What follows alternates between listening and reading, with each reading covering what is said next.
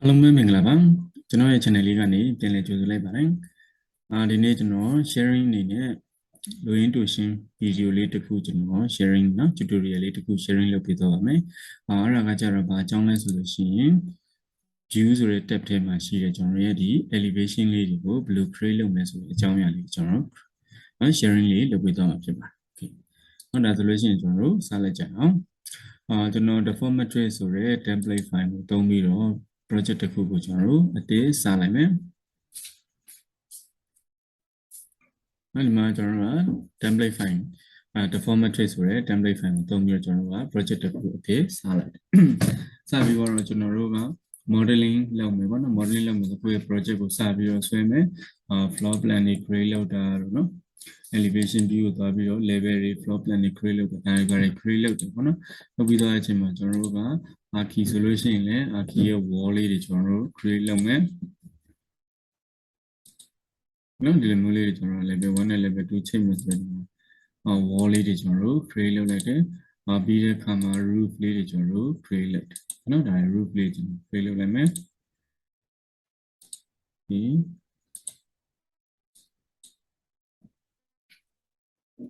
နော်ဒါလေးကျွန်တော်တို့ create လုပ်လိုက်တယ်ဒါလေးဘာလို့ဒီလိုပုံစံလေးကျွန်တော်တို့က create လုပ်လိုက်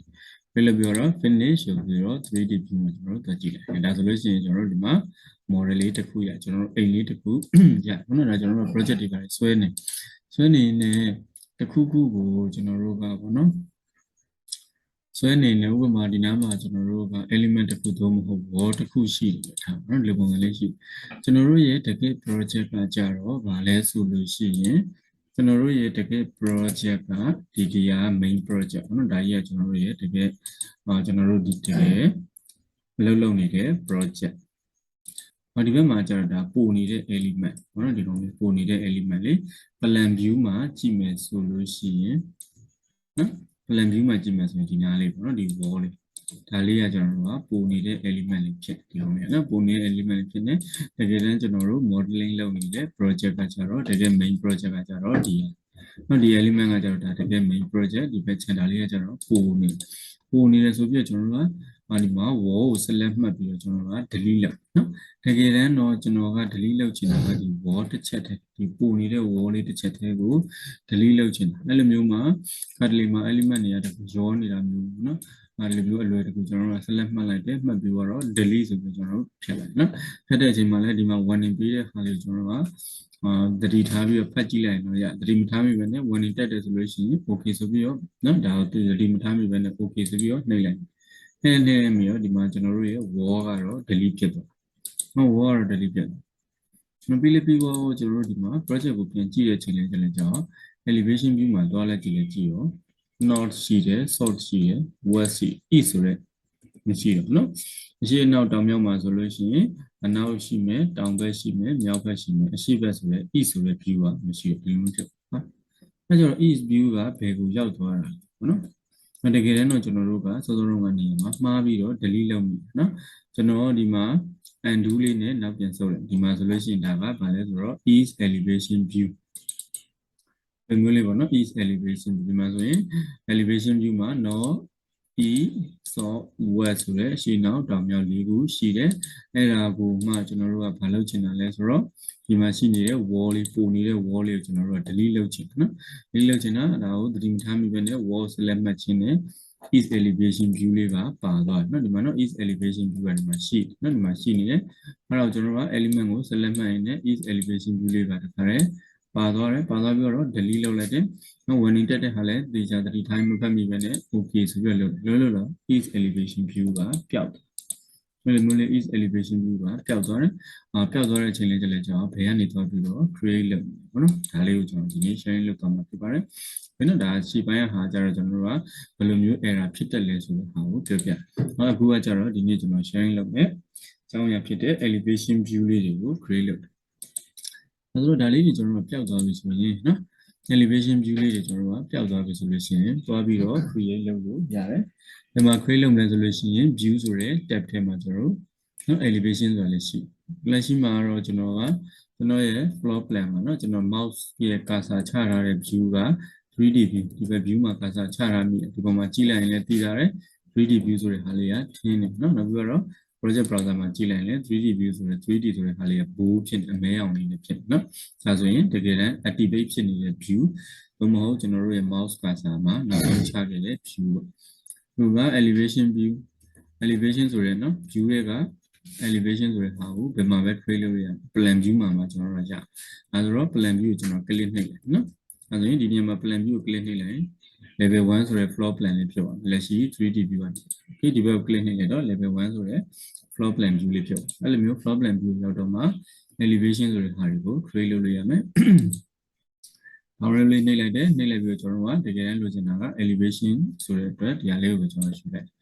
ပြီးတော့ elevation view လေးကိုဒီနေရာမှာနေရာချဘာလို့ဒီလိုပုံစံလေးကျွန်တော်တို့နေရာချလိုက်ရအဲ့ဒါပြီးတော့ဒီကောင်လေးနဲ့ဒါလေးနဲ့တဲတဲလေးဖြစ်အောင်နော်ဒါတဲလုံးဝကွက်တိလိုချင်တယ်ဆိုရင်တော့ line တွေပါ reference လုပ်ပြီးဆွဲမှာပေါ့နော်အခုကကျွန်တော်ညလေးမှာမှန်းပြီးတော့နေချလိုက် okay ဒီမျိုးလေးနေရာချလိုက်ပါဒါကဘာပြောရလဲဆိုလို့ရှိရင် elevation 1-a ဆိုတဲ့ view လေးဒီကောင်လေးကအသစ် create လုပ်လိုက်တဲ့ view လေးဟုတ်လားမဟုတ်လားဆိုတော့သိချင်ဒီမှာရှိနေတဲ့ arrow လေးပေါ့နော်ဒီကောင်လေးကိုဒီမှာ pointer တင်ကြည့်လိုက်ရင်လည်းသိတယ်ဒါမှမဟုတ် double click နှိပ်ကြည့်လိုက်မယ်ဆိုလို့ရှိရင်လည်း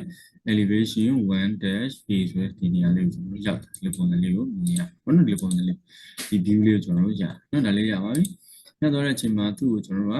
တကယ်လည်းလိုချင်တာကတော့ east elevation view ဆိုပြီးတော့လိုချင်တာနော် east elevation view ဆိုပြီးလိုချင်တာဆိုတော့ east elevation view ကိုကျွန်တော်တို့ပြန်ပြီးတော့ name လေးတွေပြောင်းပေးရပေါ့နော် name လေးတွေပြောင်းပေးရနော်ဒါ name ပြောင်းတဲ့ဟာလေးကျွန်တော်ပြပြ finally တင် right click နှိပ်ပြီးတော့ rename ဆိုပြီးတော့လုပ်လိုက်ရတယ်အဲ့လိုမှမဟုတ်ဘူးဆိုရင်လည်း computer မှာ folder name တွေ change လုပ်လို့ပဲ folder ရဲ့ name လေးကို click တစ်ချက်နှိပ်လိုက်တယ်ဒီအချိန်မှာဒီဟာလေးကိုပဲနောက်ထပ် click လေးတစ်ချက် left click လေးတစ်ချက်နှိပ်လိုက်ရင်ဒီ folder name လေး change တဲ့အထက်လေးကိုဝင်သွားပြီဆိုတော့ကျွန်တော်က east ဆိုပြီးတော့နှိပ်လိုက်မယ်ဒါဆိုလို့ရှိရင်ကျွန်တော်ဒါလေးက east view လေးရှာပါကျွန်တော်ဒီလိုပုံစံလေးဖြစ်သွားနော်ဒါလေးရနော်ဒီဘက်မှာဆိုရင်ဒါကဘာလဲဆိုတော့ west view ပေါ့နော်ဒီဘက် view ကိုကျွန်တော်ကြည့်လိုက်တာက west view နော် okay ဒါလေးကိုလည်းကျွန်တော်တို့က delete လုပ်ပြီးတော့တစ်ခုထပ်ပြီးဆန်းပြမယ်ဒါလေးက west view ပေါ့နော်တကယ်လို့ကိုကဒီမှာနော် west view ဆိုတဲ့ဟာလေးရှိဒီလိုပေါ်ဒါလေးကိုတတိမထားလိုက်မိပဲနဲ့ delete လုပ်လိုက်မိတယ်ဒီကလေးမျိုး delete လုပ်လိုက်မိရဆို west view ဆိုတဲ့ဟာလေးကပျောက်သွားမပျောက်သွားပြီဆိုလို့ရှိရင်ကျွန်တော်တို့ပြန်ဖော်မယ်ဘယ်ထဲကနေပြန်ဖော်မယ်ဆိုတော့ view ဆိုတဲ့ tab တွေက create ဆိုတဲ့ panel ထဲမှာ elevation ဆိုတဲ့ဒါလေးကိုကျွန်တော်ယူလိုက်တယ် elevation view လေးတစ်ခုကျွန်တော်တို့ရတယ်နော်ဒါလေးရပြီနောက်ပြီးဆိုတော့ကျွန်တော်တို့ကတစ်ခါတည်းမှာ elevation view တွေကဘယ်လိုမျိုးဖြစ်နေတတ်လဲဆိုရင်ဒီလိုမျိုးလေးတွေဖြစ်နေတတ်တယ်ဒီပုံစံလေးပေါ့နော်ဒီပုံစံလေးဖြစ်နေတတ်တယ်ဒီလိုပုံစံလေးဆိုဘာလဲဆိုတော့ကျွန်တော်တို့လိုချင်တဲ့ဒီက view ကဘာလဲဆိုတော့ west elevation view ဆိုတဲ့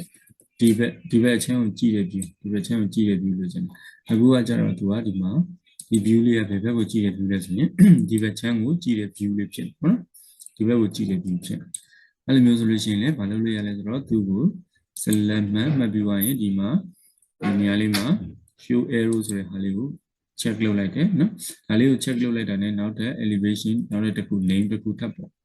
နောက်လေးကို uncheck လုပ်လိုက်ဒီမှာနော်ကျင်းသေးလားဆိုရင် yes ဆိုရင်ဒီကောင်လေးကပျောက် C ဆိုတဲ့ဟာလေးပျောက်နော်လောလောဆယ် A ဆိုတဲ့ဟာလေးပုံနော်ဒါဆိုရင်ဒီ A ဆိုတဲ့ဟာလေးကဒီဘက်ချမ်းကိုနော်ကျွန်တော်တို့ဒီဘက်ကိုမျက်နှာမူနေတဲ့ view ကိုမလိုချင်ဘူးဆိုရင်သူ့ကို select မှတ်ပြီးတော့ uncheck လုပ်လိုက်မယ်ဟင် okay ဒီအခါမှာဒီဘက်ကျွန်တော်တို့လိုချင်တာကဒီဘက်ချမ်းနော်ဒီကနေပြီးတော့ဒီဘက်ချမ်းကိုကြည့်တဲ့ view ကိုလိုချင်တယ်အဲ့လိုမျိုးဆိုလို့ရှိရင်ကျွန်တော်တို့က select မှတ်ပြီးတော့ဒီအောင်လေးကို check လုပ်လိုက်မယ်ဒါဆိုရင်ဒီမှာ elevation 1c ဆိုတဲ့ဟာလေးပေါ်လာနော်ဒါလေးပေါ်ဒီဒါလေးပေါ်လာပြီဆိုတော့မှကျွန်တော်ကဒီ views and elevation လေးတွေ select မှတ်နော်ဒါကြီးကို move ရှိမယ်ဆိုရင်ဒီတစ်ခုလေးကိုသွားပြီး select မှတ်နဲ့ဒီလိုမျိုးလေးကိုပဲ select မှတ်နဲ့နောက်တော့ဒီကဒါလေးကိုလည်းသွားပြီးတော့ select မှတ်ဘူးကျွန်တော်တို့ကနှစ်ခုစလုံးကို view နဲ့ elevation နှစ်ခုစလုံးကို select မှတ်လိုက်တယ်ဒါတွဲရက်ကလေးဒီတွဲနှစ်ခုဆိုတာလေးပြအဲကြတော့မှ move command နဲ့ရှိမယ်ဆိုရင် move command နဲ့ကျွန်တော်တို့ရှိပေါ့နော်ဒီဘက်နဲ့တဲတယ်လေးလိုချင်တယ်ဆိုတော့လည်းဒီလိုမျိုးလေးနည်းနည်းလေးတဲတယ်လေးလုပ်လိုက်ပေါ့နော်ဒါလေးကျွန်တော်တို့ရှာဒီလိုပုံစံလေးရပြီနောက်ပြီးဆိုတော့မှဒါက west view ဖြစ်တယ်ဒါကြောင့်မလို့ကျွန်တော်တို့နော်ဒီကောင်လေးက east view လေဒါလေးက east ဆိုတဲ့အရှိဘက် view นั่นမှာနော်ဒါလေးက east view ဆိုတဲ့ဟာလေးဖြစ်တဲ့အတွက်ဒီကောင်ကကျတော့ west ဆိုတဲ့အနောက်ဘက် view ဒါဆိုတော့သူ့ကို view name လေးချိန်လိုက်မယ်ဒီမှာဆိုရင်သူကဘယ်မှာလဲဆိုတော့ elevation 1c ဆိုတဲ့ဟာလေး နော် elevation 1 ဆိုတာဟာလေဒါလေးကို click နှိပ်ပြီးတော့သူက west view ဖြစ်တဲ့အတွက် west ဆိုတော့ကျွန်တော်က name လေးပြမယ်ဒီပုံလေးကျွန်တော်ရှာနော်ဒါလေးရဒီဒါဆိုလို့ရှိရင်ကျွန်တော်တို့ level 1 plan view မှာပြန်ပြီးတော့ကြည့်လိုက်မယ်ဆိုလို့ရှိရင်နော် noise software ဆိုရဲရှေ့အနောက်တောင်မြောက်ဆိုရဲ view လေးကိုကျွန်တော်တို့ရှာနော်ဒီပုံစံလေးကျွန်တော်ရပြီ okay အဲ့လိုရပြီဆိုရင်ကျွန်တော်တို့တခုတော့ပြန်ပြီးတော့စမ်းကြည့်ဖို့လို့ဒါကဘာလဲဆိုတော့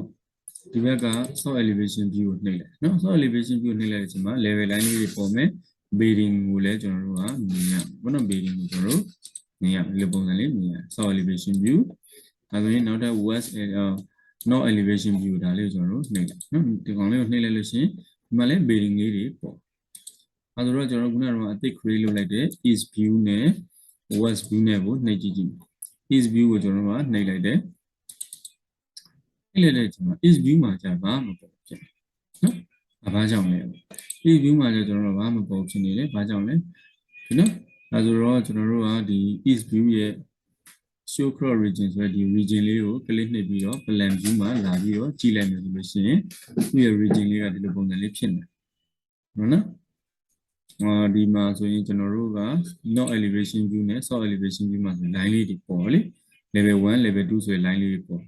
show cross region လို့ပြောပြီးတော့ဒီကောင်လေးကို select မှတ်ကြည့်လိုက်နော်ဒါလေးကို select မှတ်ကြည့်လိုက်လို့ရှိရင်သူကကြတော့ဒီကနေပြီးတော့ဒီဘက်အထိကျွန်တော်တို့ဒီ building တစ်ခုလုံးကို cover ဖြစ်နေတယ်ကျွန်တော်တို့အသစ် create လုပ်လိုက်တဲ့ east elevation view ကကြတော့ building တစ်ခုလုံးကို cover မဖြစ်နေဘူးဖြစ်နေတော့ကျွန်တော်တို့ကဒါလေးကိုဒီဘက်အရှိထိကျွန်တော်တို့ဆွဲလိုက်မယ်ပြီးတဲ့အခါမှာဒီမှာဒီကောင်လေးကိုဒီလိုမျိုးလှုပ်လိုက်sorry ဒီမှာနော်ဒါဆိုရင်ပြန်ပြီးတော့ view လေးတွေကပြန်ပေါ်လာနော်ဒါလေးကို select မှတ်ပြီးတော့ဒီဘက်မှာဆွဲရင်ဒီကောင်လေးကိုနော် drag လုပ်ပြီးတော့ဒီဘက်ထိကျွန်တော်တို့ရွှေ့လိုက်